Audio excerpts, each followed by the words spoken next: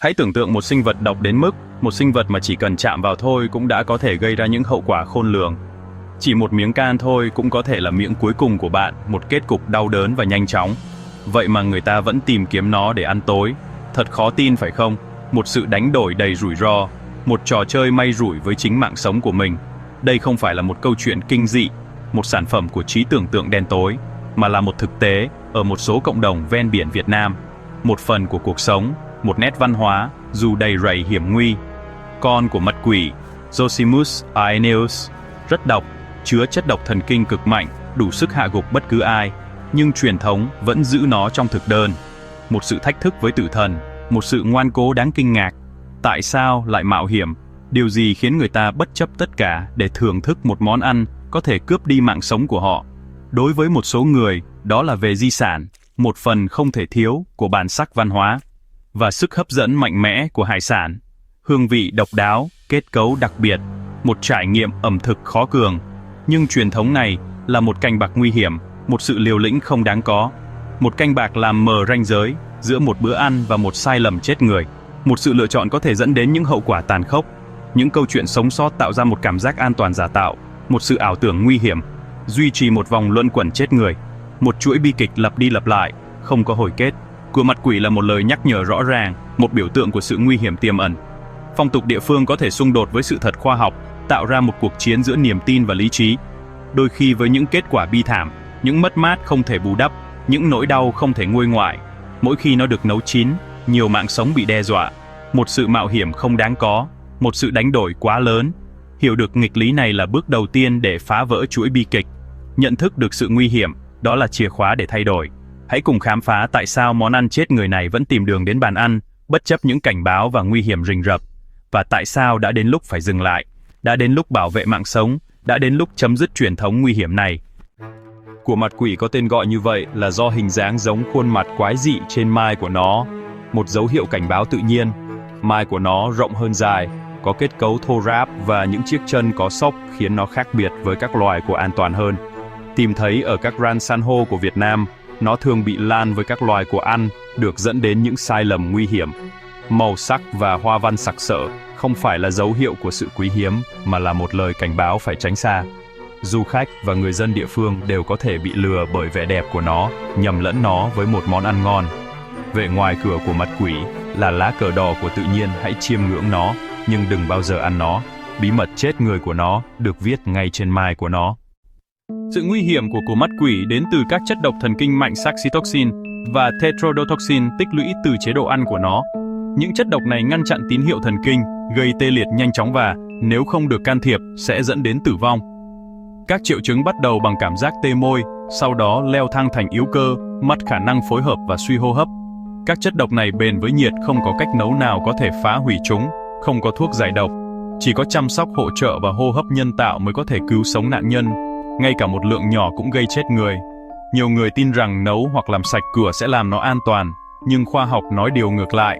Rủi ro là tuyệt đối ăn nó, và bạn đang đánh cược với mạng sống của mình.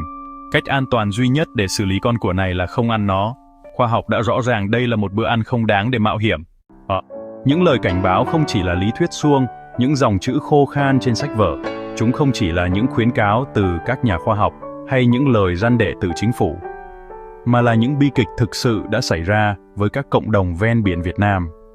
Những câu chuyện đau lòng, những mất mát không thể bù đắp, tất cả đều bắt nguồn từ sự thiếu hiểu biết và chủ quan.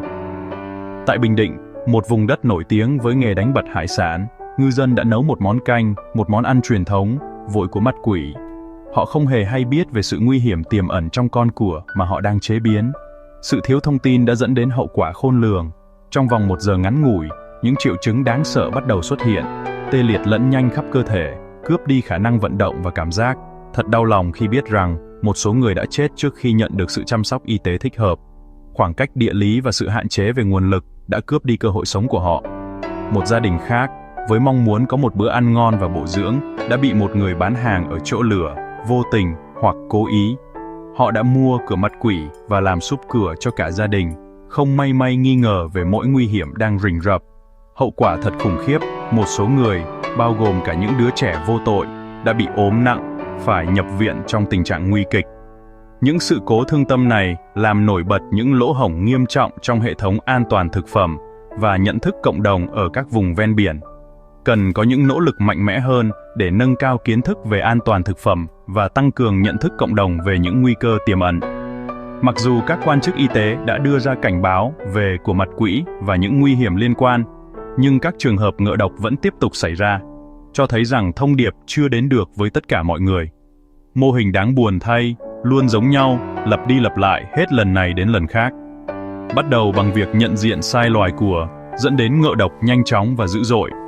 Sau đó là cuộc chạy đua với thời gian để tìm kiếm sự giúp đỡ y tế khẩn cấp, và đôi khi là sự mất mát không gì bù đắp được.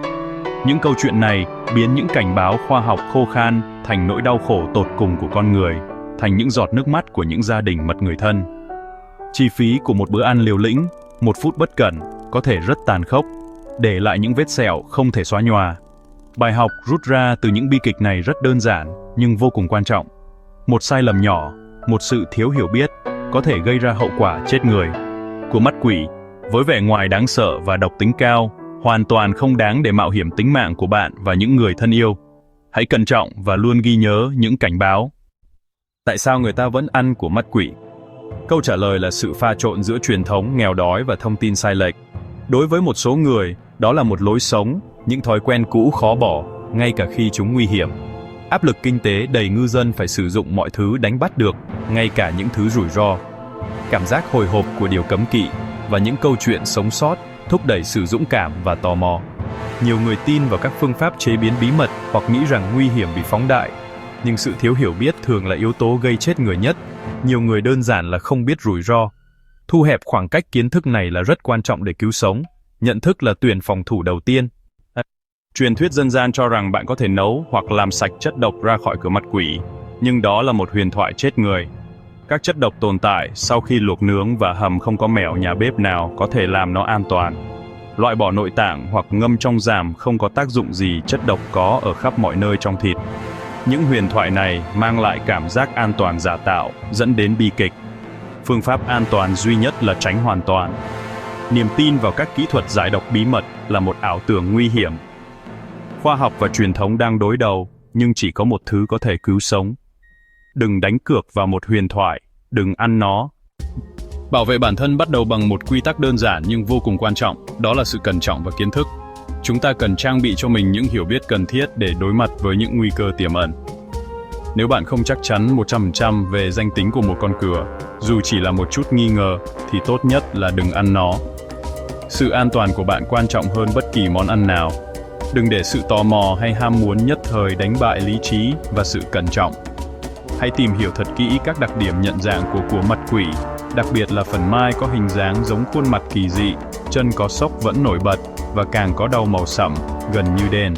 Hãy ghi nhớ những đặc điểm này để có thể nhận diện chúng một cách nhanh chóng và chính xác. Khi nghi ngờ, dù chỉ là một chút thôi, hãy bỏ qua bữa ăn. Nó hoàn toàn không đáng để bạn mạo hiểm sức khỏe và tính mạng của mình. Thà rằng bỏ lỡ một món ăn còn hơn là phải đối mặt với những hậu quả khôn lường. Giáo dục cộng đồng đóng vai trò rất quan trọng trong việc ngăn ngừa ngộ độc. Thông qua những cảnh báo rõ ràng, áp phích dễ nhận biết và các hoạt động tiếp cận cộng đồng tại chỗ và cảng, nơi người dân thường xuyên mua bán và tiêu thụ hải sản.